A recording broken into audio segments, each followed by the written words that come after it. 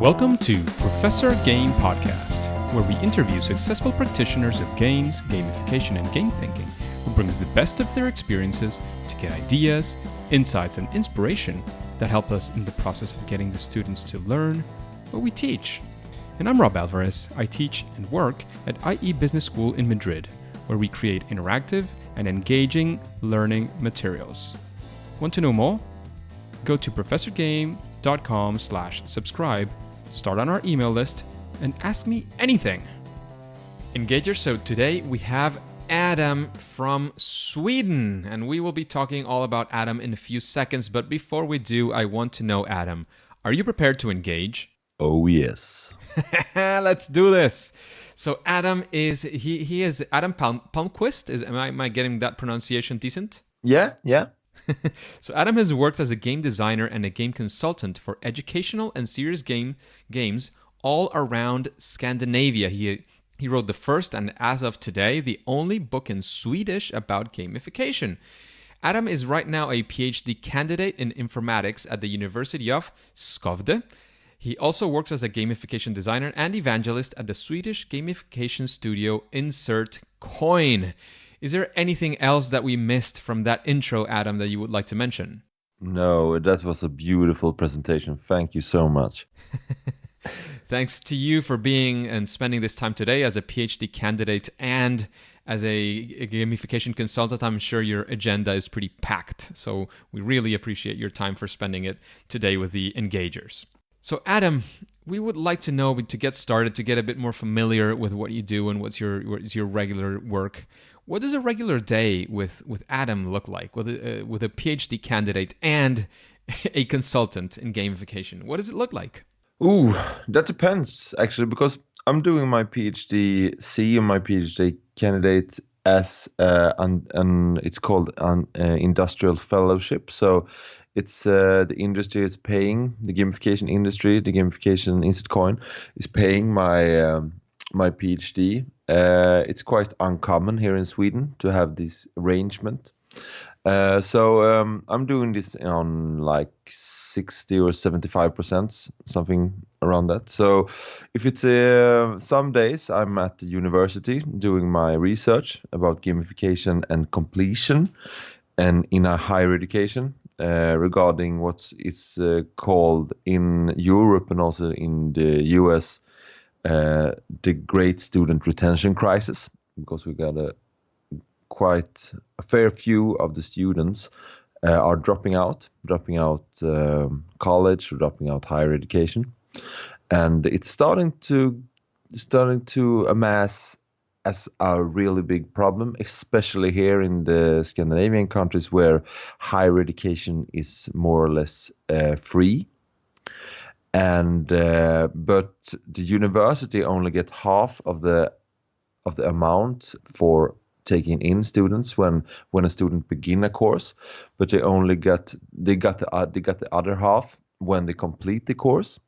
So there's a lot of money that is a lot of research money that is frozen in the system. So you cannot touch them, because students in Sweden, for example, has right to return up to 5 years after not finish a course. So there's a lot of money, and it's growing more. The amount of money is growing more and more every year, actually. So that's my reasoning. But I think we can solve some of these problems with gamification, better onboarding to higher education courses, better onboarding in higher education programs. Yes, I'm absolutely convinced of that, and not only in higher education. I would argue that higher K through 12, I think every single level of education has, of course, it's manifesting in different ways, but I do think that there is an engagement crisis in general in education, where, of course, and I always like to mention this as well, because there's two levels to that crisis, and one of the levels is those people who don't even have access to education, and that's certainly a problem. But where access is not a problem, I can attest to completely to say that there is an important crisis in the engagement, and it's where a lot of the effort is actually being lost, because those people, as you're mentioning, that they start and don't finish, not only are those research budgets getting frozen, but those people who started, maybe they have a very valid reason for dropping out, but if it's because their classes were not engaging and that they were not feeling comfortable with that, it's not probably because they didn't want to study, but because the things were not happening as they needed. So I am sure that there is a lot of room for improvement there, and a lot of great things that could happen. And I hope you're very successful in all this research and the application of whatever it is that you find, Adam. I wish you all the best. Absolutely. Oh, thank you. And that's one regular day in my life. Another, as I work as a evangelist for InsetCoin, I'm doing a lot of lectures. I do lectures, a lot of gamification workshops, a lot of gamification demos in schools, in higher education, of course. But I got roots. I'm a teacher myself, so I'm doing a lot of lectures in public schools here in Sweden, Norway, Denmark. I was on a lecture tour in Finland a couple of weeks ago. So doing a lot of lectures as well. But I also go to different fairs. I'm planning a trip down to the Hanover Fair. As from a year past, I started to get more and more involved in production industry here in Scandinavia, and it's something in industry all over the world. They're talking about Industry 4.0, and it's basically about digitalization in industry. So I'm doing a lot of workshops, a lot of gamification workshops with big and production industry companies, talking about gamification, implementing gamification platforms, and so on and so forth. And that's really fun, because industry, at least here in Sweden and in Germany and in Scandinavia, industry really takes science seriously. I've been in a lot of places talking about gamification, and I'm meeting people in some places that does this really work, but in industry, production industry, they see, if I present some of my articles and some of the research done in gamification in recent years, they say, okay, we see you got empirical data on this one, you got evidence, so let's go. They're very, very into research, production industry here in Scandinavia, at least. Yeah, they're keen on taking that research and actually applying it into the industry, right? Yeah. So I'm multitasking at the moment. A lot of my own research, but basically, the one thing that's keeping my field together, it's gamification, but also teaching, learning, because Industry 4.0, it's not about getting more efficient workers or a more efficient work group. It's about how you can educate and retrain your existing staff, your engineers, to get more digital, how to program assembly line robots, and so on and so forth. So I worked as a teacher before I went into gamification and before I went into research, and so I'm living the dream, best of two worlds. Absolutely, yeah. Adam.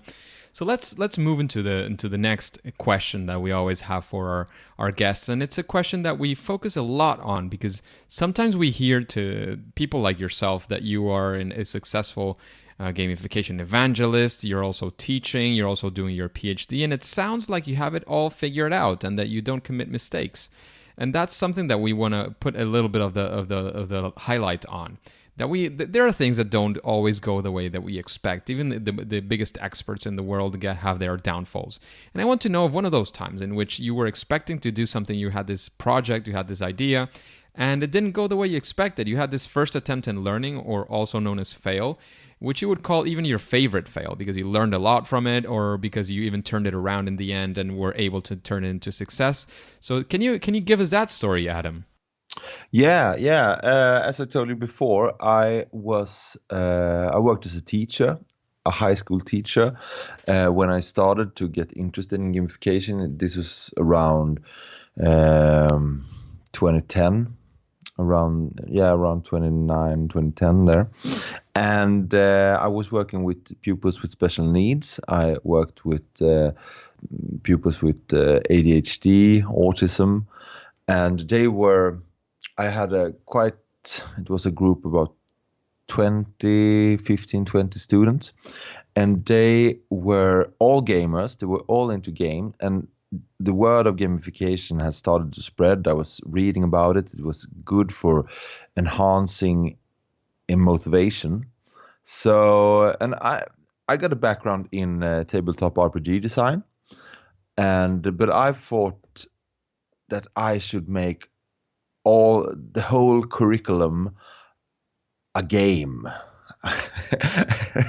And I started to plan and made these character sheets, and it was more or less Dungeons and Dragons, but in a school environment. And I planned it rigorously, and I worked way too much with it, and then I just presented it for the students. They was like, I'm not going to do that. I'm not even interested. No, not even because I made every assignment was filled with experience points, and they got character sheets, and I took too much game elements, too much game mechanics into it, and always made it like a storytelling game, and a LARP, a LARP, so to speak. And they were like, no way. And I was like, this is not working. Then I got back to the blueprint, got back to my chamber, redesigned it, and started small, and got really good effects. And that's what I learned. You cannot do the whole shebang. You cannot do the whole thing in your head, in sitting, planning gamification in a chamber, in your ivory tower, so to speak, and then go out and just apply it. You have to know your users. You have to know what they want, which behavior you want to drive, which behavior they feel that it's okay that you drive with gamification. So I learned that you have to have not experience, but you have to know your users. Yes. And that's one of the most important lessons I can give you. Absolutely central. It's not just about creating all these game mechanics, which sound like very much fun. And I don't know if you've heard of Monica Cornetti or Jonathan Peters, who talk about self-hugging. Yeah, I heard it, yeah. They talk about this whole thing of when we design a game or a gamification structure for us, and that's an easy mistake to commit. It's easy for us to get confused and think that what is fun maybe for one of us is going to be fun for other people, and I guess that the best antidote that we have to that is going very deep into the user research, as Adam was very well pointing out. And I would say that would be the key learning from that lesson. Isn't that right, Adam? That's right. And when I'm thinking about it, because as I told you before, I've designed a lot of tabletop RPGs here in Sweden. I was working as a freelancer for the Free League Publishing, and I'm into tabletop RPG, but my students wasn't. They were into other games. They have played some RPG, but it was digital RPG. They didn't know pen and paper RPG. So I designed. What does that even mean? Yeah, and I was like, I'm too old for this. So that was two different worlds, two different generations collided, and but I got out stronger. Oh, absolutely. You're here today, and I'm sure that when you gamify your classes now in these days, that you have taken up those lessons and you're committing at least new mistakes to get to learn from them as well, and to implement them in the future. Yeah. And actually, when when I'm implementing my work, my gamifying my workshop or my higher my higher education classes, I use real small game mechanics, or actually I stopped using just game mechanics, just talking about patterns, game patterns. It's like 3 or 4 mechanics that talking to each other and just apply one of those. So I have a game ecology in the workshop. So it's much easier to adjust and see real effect when you use game patterns. So Adam, you're talking a bit about how you come through with these workshops that you create that are gamified, and I do have a very very interesting question for me, and I'm sure that for many of the engagers, and we always like to know a bit more about, because you mentioned that you have the book in Swedish. Is that, well, first, is that book in English as well? No, sorry. That's going to come in the future, Adam. We're going to be asking you for that English version to get some of your knowledge as well. But in a nutshell, how would you describe that process for creating a gamified learning environment or a workshop? Do you follow some sort of a process? How do you come about it? Yeah, and I'm quite, as a tabletop RPG designer, I'm all all about rules and transparent rule sets. Have you played pen and paper RPG? It's definitely on my list. I've been getting it more. No, seriously, it's been getting more and more in my podcast. I mentioned before we started the podcast that I've moved to Spain a few years ago, and we're establishing our social circle. That's something that I guess it never ends. But I think we're finally a bit better established in that sense. And as soon as the madness in which we're right now, and my wife is doing her master's degree, I have my job, I have the podcast, I'm teaching as well right now. When the waters are a bit more calm, I will try to start exploring ways to participate in pen and paper RPGs. Yeah, and you will. I hope that you will love it, because I have some of my best moments in life I am playing sure I will. pen and paper RPG. But pen and paper RPG difference a lot from digital games, because digital games has hidden rule sets. When I play a first person shooter, or when I play even when I play a digital RPG, there are hidden rule sets. I don't know why the world responds or corresponds to my action the way they do. But when I play a tabletop or pen and paper RPG, it's all in the rules. That I know that if I do this, X, Y, I will happen. And so when I plan a workshop, I'm very transparent with the rule set of the gamification design, because in my book I describe 4 important pillars that I use always in a gamification design. That you have to have a clear goal, you have to have rules to attain that goal, you have to have loads of positive and progressive feedback, but also you have to have a social connection to others, or some connection to others, or some connection to something that inspires or that you can identify with. And that is so important in tabletop RPGs, and I apply this in all of my gamification designs. That makes a lot of sense. So you would basically sum it up in those 4 steps, right? Yeah. Having a very clear goal, having the rules very clear, giving the feedback, and I'm forgetting the 4th step.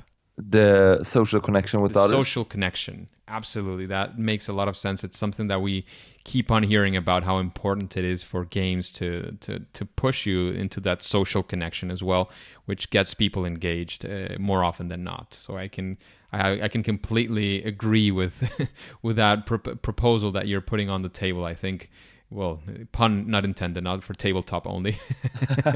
Yeah, but it also mirrors in my career as a high school teacher. I was very interested in what's called social culture teaching, or transfer, that we learn from each other. Uh, that's that's why I'm more into social gaming and social gamification than there's a lot of talk that, at least here in Sweden, that gamification is only about operant conditioning and behaviorism. But I'm getting it at the other end. Actually, I'm talking about games as a social thing that we have been doing at least for 5,000 or 6,000 years, and it's only the last 30 or 40 years we have been able to play single player. Yeah.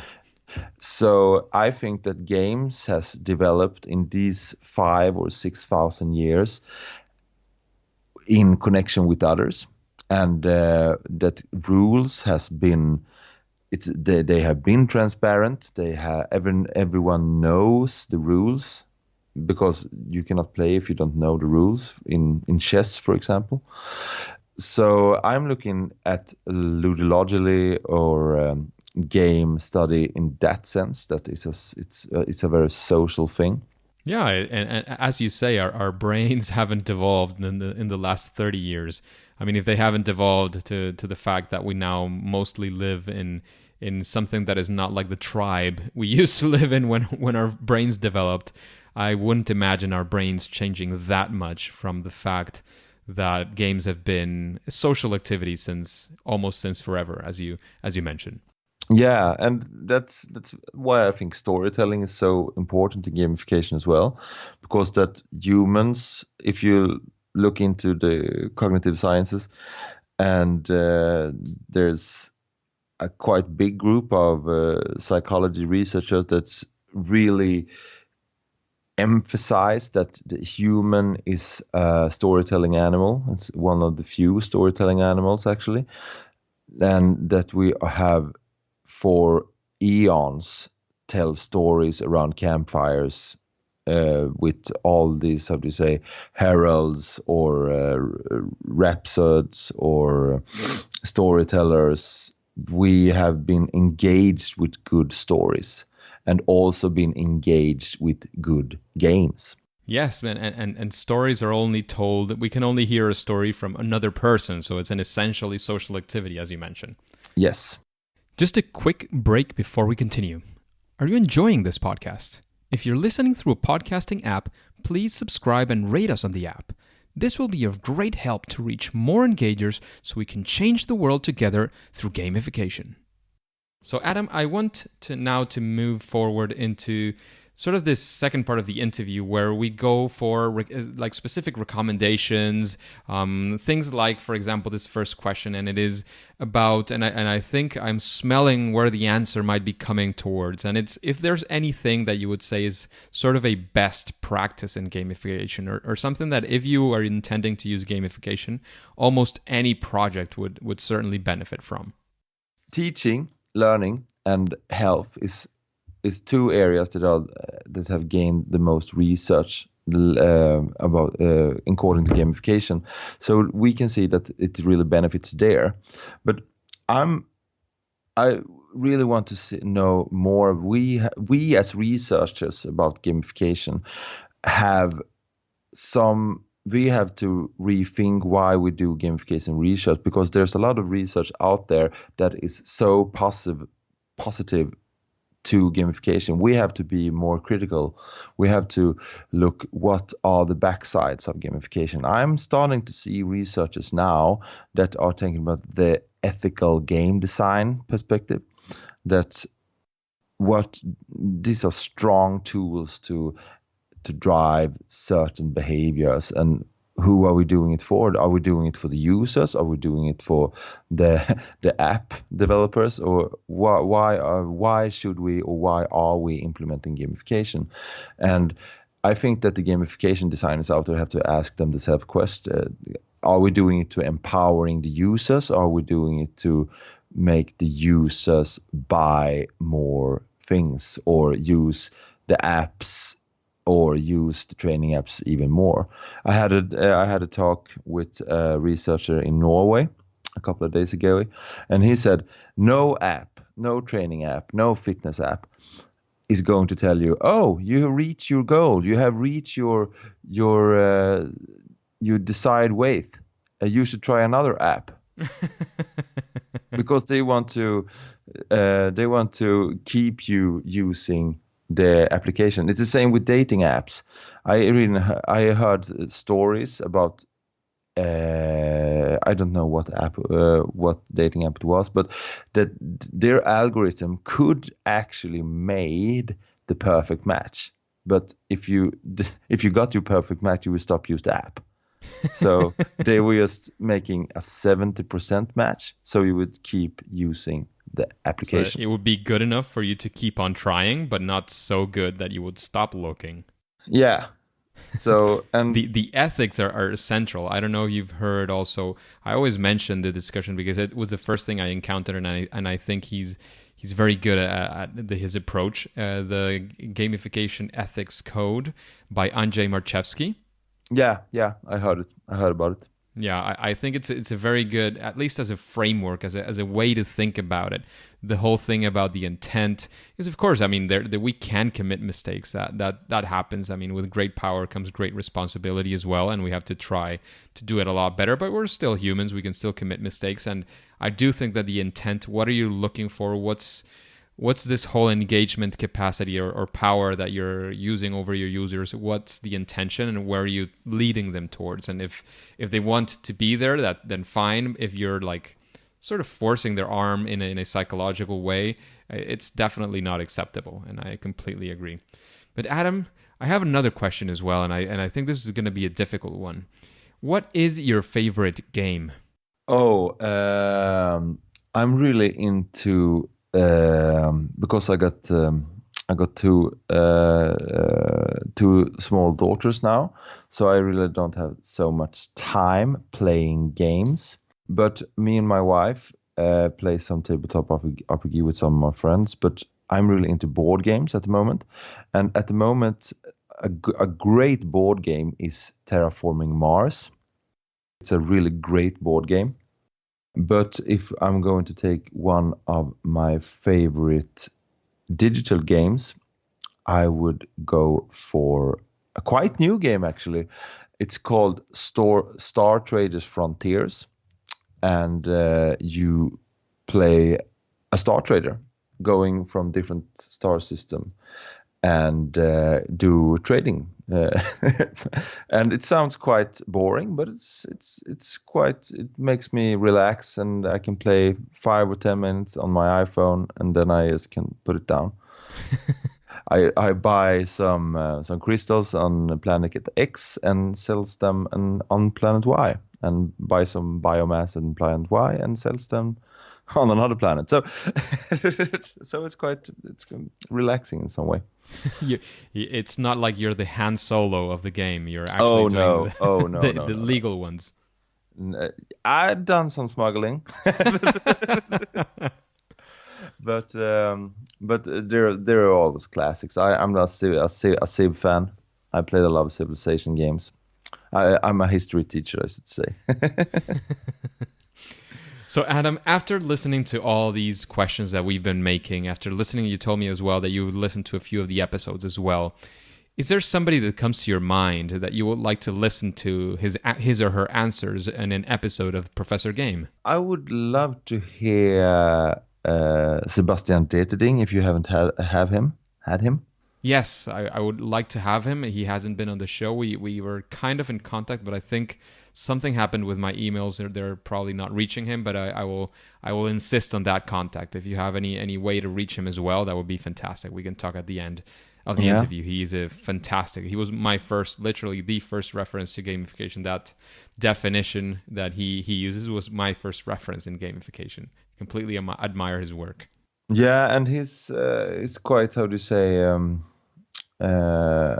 he has a critical view on it that I really admire, and he was one of my first gates into gamification as well, and I'm really glad it was him and not someone else, because there's a lot of good gamification designers there, but I think Sebastian Deterding puts efforts into thinking about why are we doing this and why are we doing that.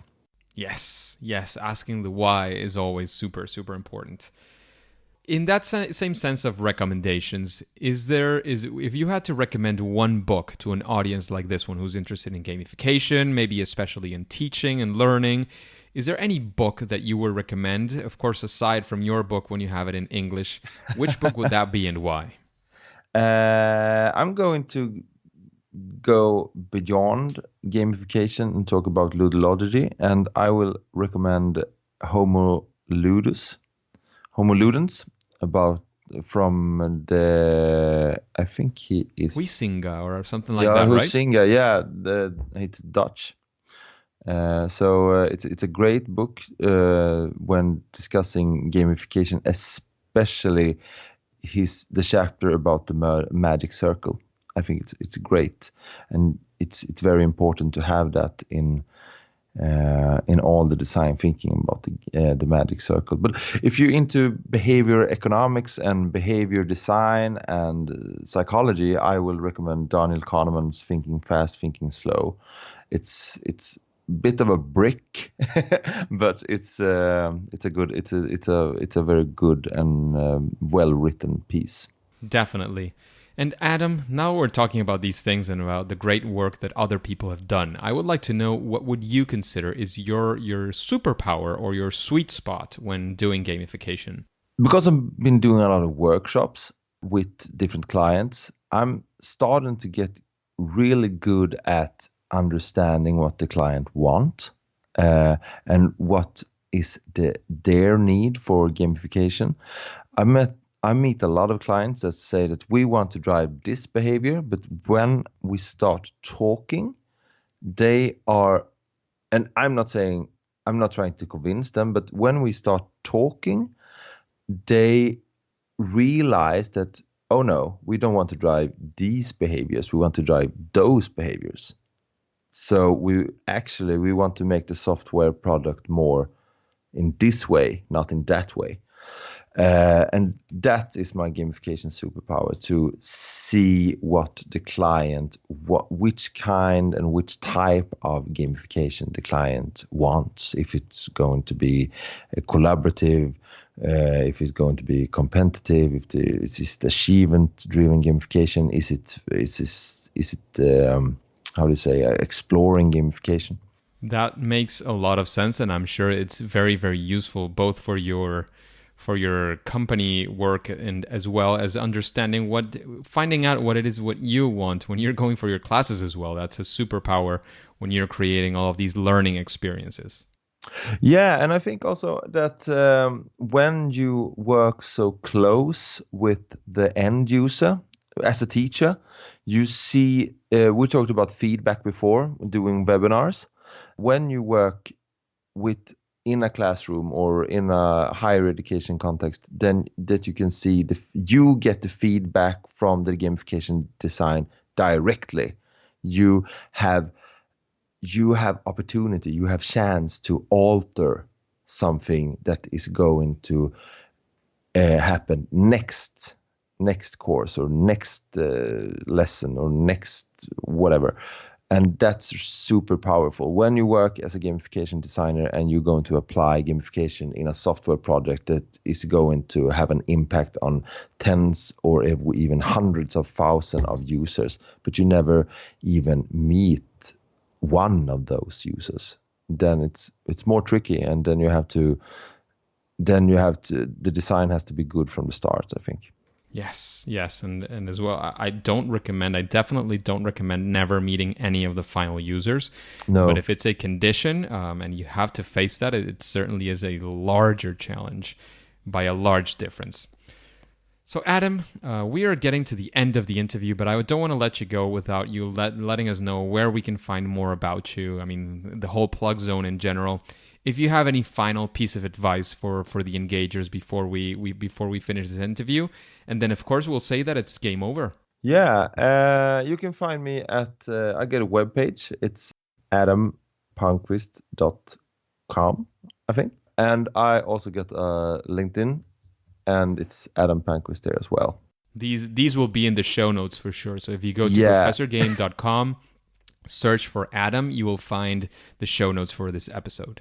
And you can also visit my publisher at it's studentlitteratur, and the book is called Det spelifierade klassrummet.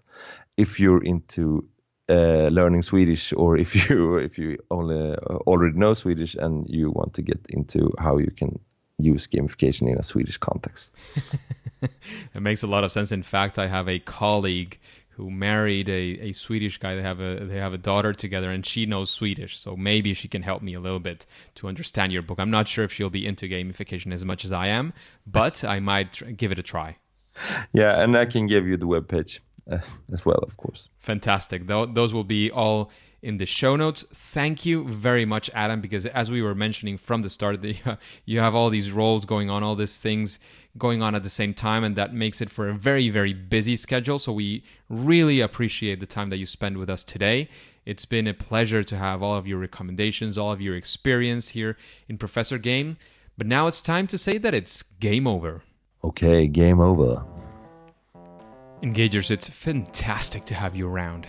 And this podcast only makes sense with you, so let's connect on Twitter. That way you can let me know who would you like to have as a guest, if you have any questions, what we can help you with. You can find my Twitter account in professorgame.com/Twitter. I'm always sharing content on gamification, especially around topics like education and learning. So before you click continue, would you like to know about a certain master's in gamification that is in an online format? And you probably want to listen to Oscar Garcia and his next week's episode. So if you want to listen to this, subscribe using your favorite podcast app and listen to the next episode of Professor Game. See you there!